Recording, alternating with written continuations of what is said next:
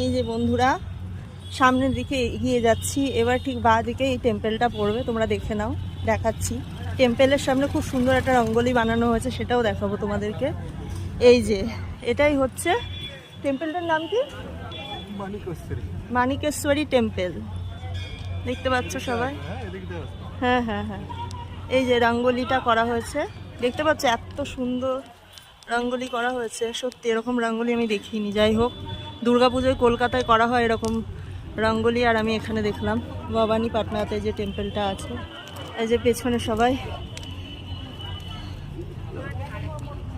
ধূপ দিয়া সব জ্বালাচ্ছে, সবাই বিশ্বাস নিয়ে আসে এই মন্দিরে মায়ের কাছে পুজো দিতে।